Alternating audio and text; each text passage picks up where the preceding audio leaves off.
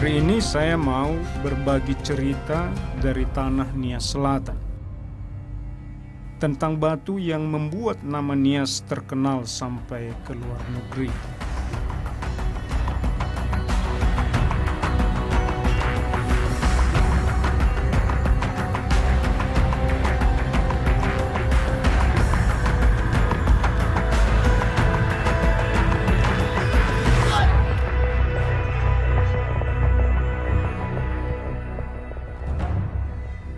Ini kisah para kesatria.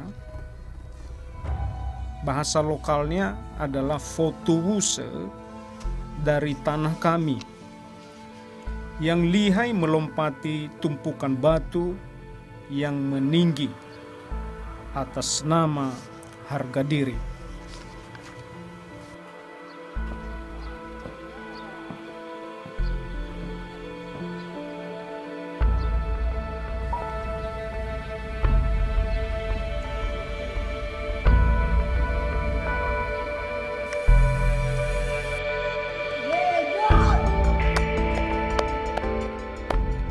Yahobu, Yahobu, mau baida ama ina batome masih soga maka.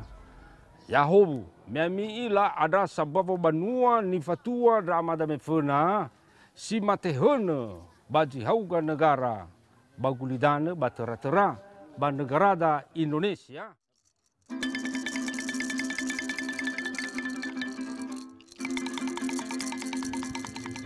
Kenalkan, nama saya Hikayat Managa.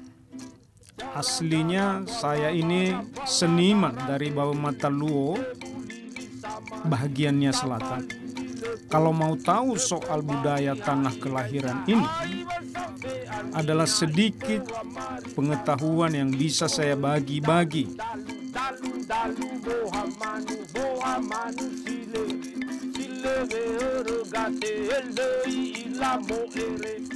Yang ini musik leluhur kami.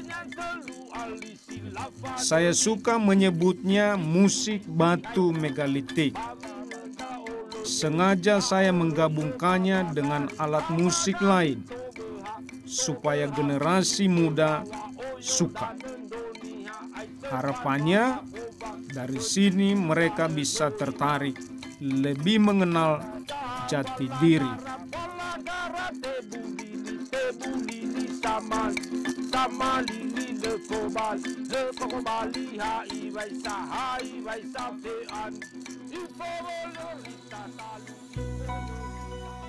Kalau di peta, Bawamata-Luo adanya di sebelah selatan Pulau Nias, dekat dengan ibu kota Kabupaten Nias Selatan, Teluk Dalam. Kalau mau ke Bawamata-Luo, pertama harus naik pesawat perintis dari Medan sampai Gunung Sitoli. Kemudian lanjut lagi dengan kendaraan, bisa mobil, bisa motor. Lamanya sekitar 2,5 jam baru sampai Bawamata-Luo.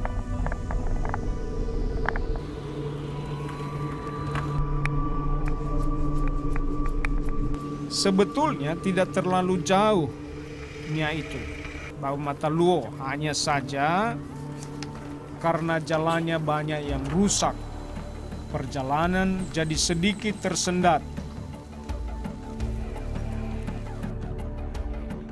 Meski begitu, hampir setiap hari ada saja wisatawan dalam negeri maupun luar negeri yang datang. Mereka penasaran mau lihat lompat batu tradisi kami.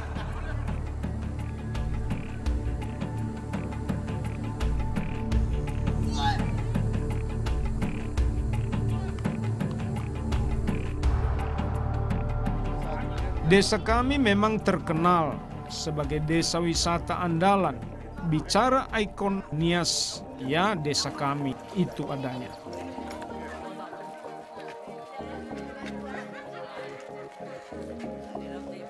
Jelas kalau asal mula desa Lompat Batu berasal dari desa Orahilifau sebagai asal mula desa Bawamata-Luo. Kalau di desa-desa lain yang dianggap sebagai desa tradisi ada Lompat Batu, tidak meneruskannya lagi kecuali kalau di desa Bawamata-Luo yang seperti hari ini.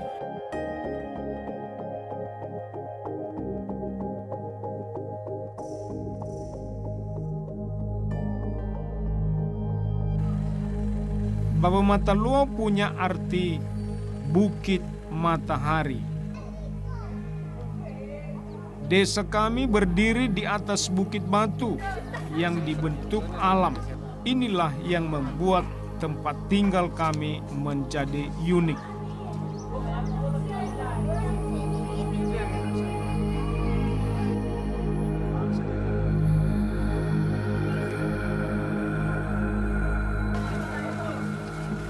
Tinggal di atas bukit bebatuan ini ada enaknya. Hawanya sejuk. Tapi kalau sudah musim kemarau begini baru terasa susahnya. Air bersih semakin sulit kami dapatkan. Hampir 6 minggu sudah kami harus mengantri di pipa untuk mendapatkan kebutuhan air sehari-hari. Lewat pipa-pipa ini, air mengalir dari sumber yang letaknya jauh dari kampung.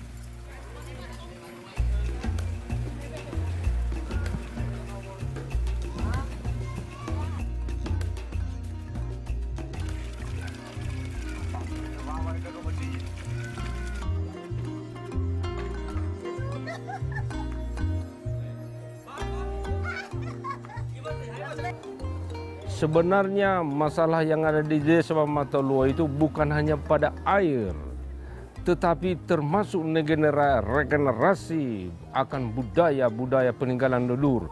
Teristimewanya khususnya kepada kaum pelompat batu yang sampai sekarang boleh dianggap masih minim sekali pelompat-pelompatnya.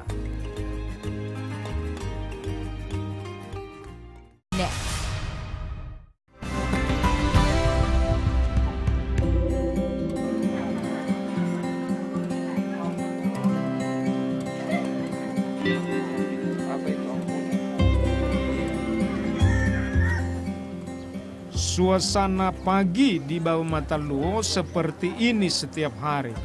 Dari jam 6 sampai mau setengah 8 pagi, jalan-jalan di kampung dipenuhi anak-anak yang pergi bersekolah. Hampir 70% warga Baba Mataluo masih berstatus pelajar. Banyak sekali generasi penerus Baba Mataluo di sini. Kebanyakan mereka umurnya masih kurang dari 17 tahun. Masih belum punya hak suara kalau ada pemilu. Bentuk Desa Baba Mataluo dari 147 tahun yang lalu, ya seperti ini saja. Tidak ada yang banyak berubah, kecuali atap rumah. Beberapa sudah tidak menggunakan daun rumbia kelapa lagi. Bukan karena tidak mau, tapi perawatan rumbia lebih sulit dan mahal. Tapi pada dasarnya, semua peninggalan leluhur di kampung masih kami jaga dengan baik, termasuk rumah besar adat atau Omo Sebua. Omo Sebua menjadi saksi sejarah Baba Mataluo, termasuk saat gempa melanda Nias 28 Maret tahun 2005 lalu. Saat gempa terjadi, baik Omo Sebua maupun rumah-rumah penduduk lainnya tidak ada yang roboh. Hebat ya keahlian konstruksi leluhur kami. Padahal dulu belum ada arsitek. Omo Sebua hanya ditinggali oleh bangsawan saja. Sampai sekarang pun masih digunakan.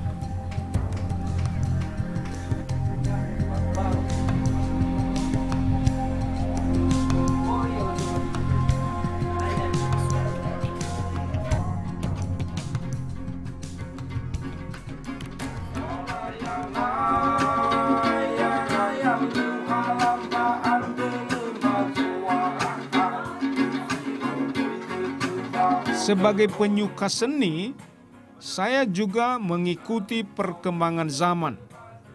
Alat musik modern juga harus dikuasai, tapi yang dimainkan tetap saja lagu tradisional. Ini salah satu lagu ciptaan saya, bercerita tentang desa kelahiran.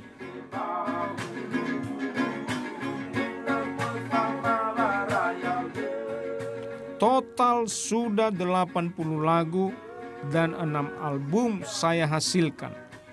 Lewat musik, saya bisa mengekspresikan rasa cinta kampung halaman. Musik juga yang membuat saya bisa kelihatan awet muda.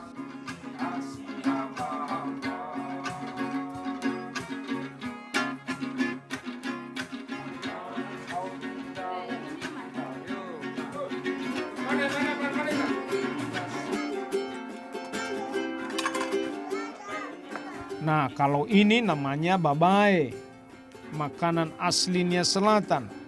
Babai itu semacam bubur, bisa dimakan kapan saja dan siapa saja.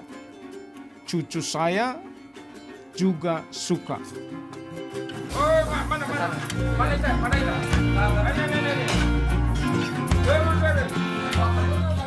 Selain menjadi makanan sehari-hari warga, babai juga yang dihidangkan saat acara besar, macam pernikahan.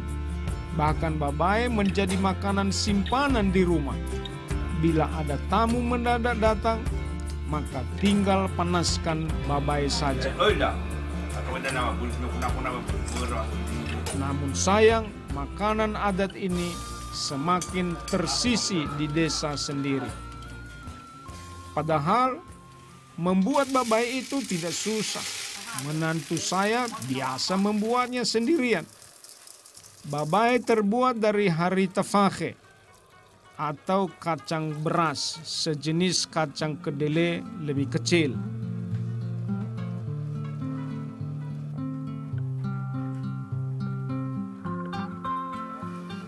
Saya membiasakan keluarga untuk terus membuat babai.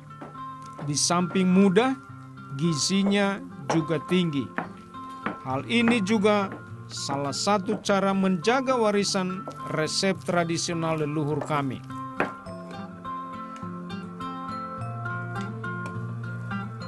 Pergeseran nilai budaya kini memang menjadi tantangan terberat untuk melestarikan tradisi leluhur. Kalau tidak ada yang peduli, warisan ini bisa hilang ditelan zaman.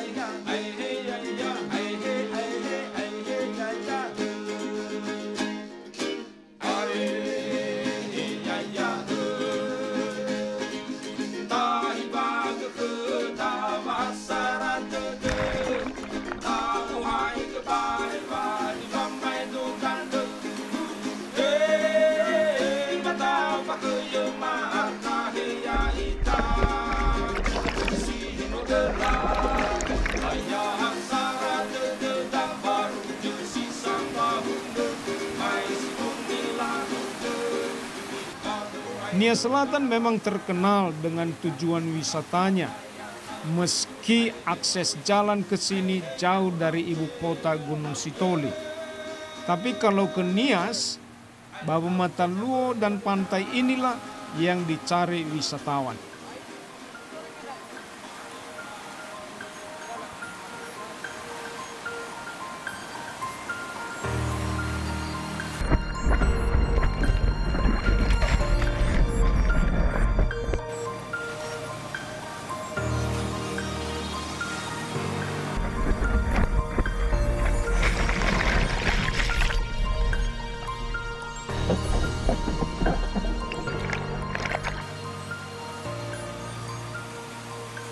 Sorake terkenal dengan ombak dan olahraga surfingnya. Dahulu setiap hari ombak di Sorake tinggi-tinggi. Namun setelah gempa 2005, ombak di Sorake sudah tidak besar lagi setiap hari. Ombak besar di Sorake hanya ada di bulan tertentu saja, di bulan Maret, April, dan November. Jelas saja ini menjadikan Bawi Mataluo semakin menjadi pilihan utama wisata di Nias.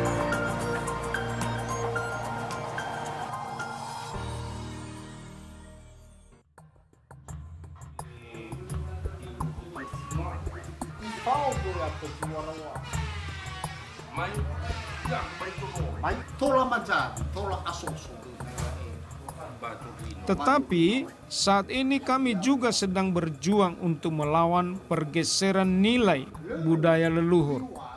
Penerus budaya Bawi Mataluo semakin susah dicari.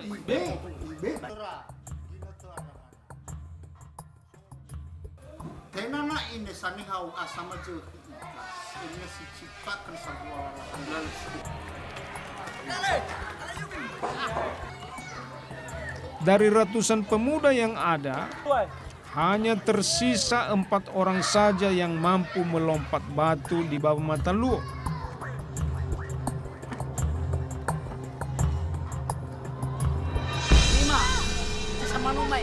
Ama dua sama tua hai banua.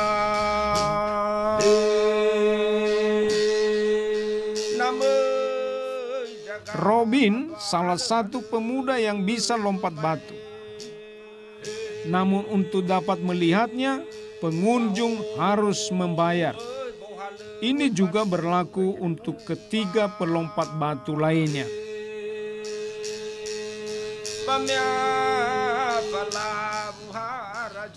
Kalau bicara para kaum pelompat, sebenarnya dulu mereka melompat karena berdasarkan budayanya tanpa pamrih.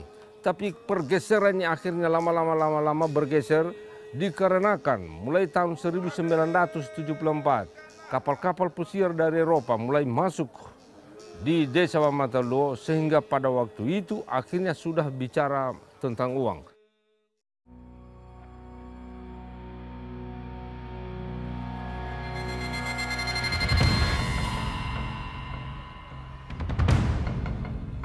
Dulu, lompat batu digunakan sebagai ajang mempersiapkan pemuda desa untuk menjadi prajurit tangguh di medan pertempuran.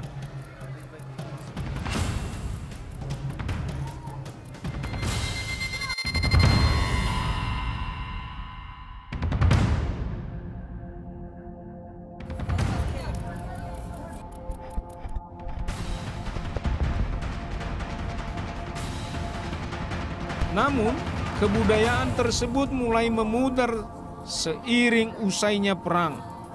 Kini lompat batu seolah menjadi suguhan wisata tanpa makna.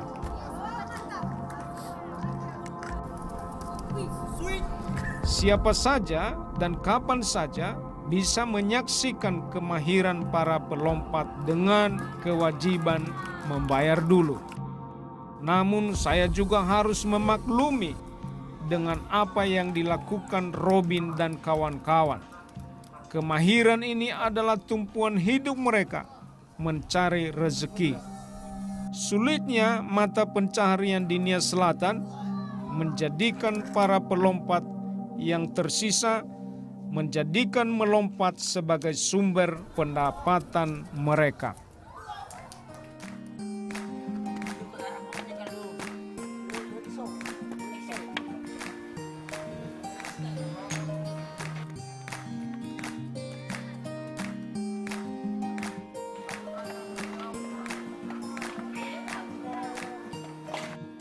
Di umur saya yang semakin tua, hanya ini yang bisa saya lakukan.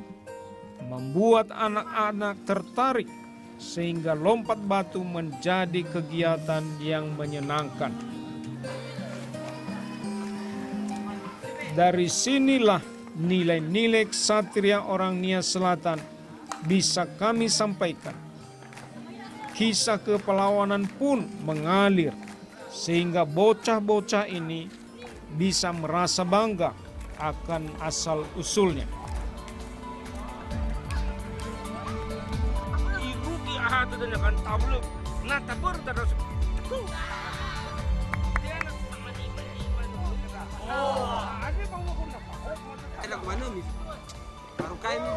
Tidak ada yang instan menjadi pelompat batu. Semua ada tingkatannya.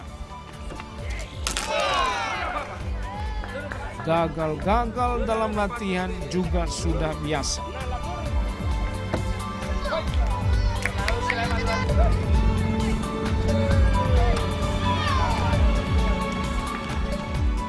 Dan kepada kaum generasi muda di Desa Bawah Mataluo inilah saya titipkan untuk tetap semangat dalam memelihara serta mengembangkan peninggalan-peninggalan budaya leluhur kita. Saya yakin bahwa budaya-budaya leluhur ini akan tetap eksis mulai hari ini dan hari yang akan datang. Satu hal yang pasti selalu saya camkan dalam diri, kalau bukan kita sendiri yang bergerak, lalu siapa lagi yang dapat mewariskan tradisi? Indonesia bagus!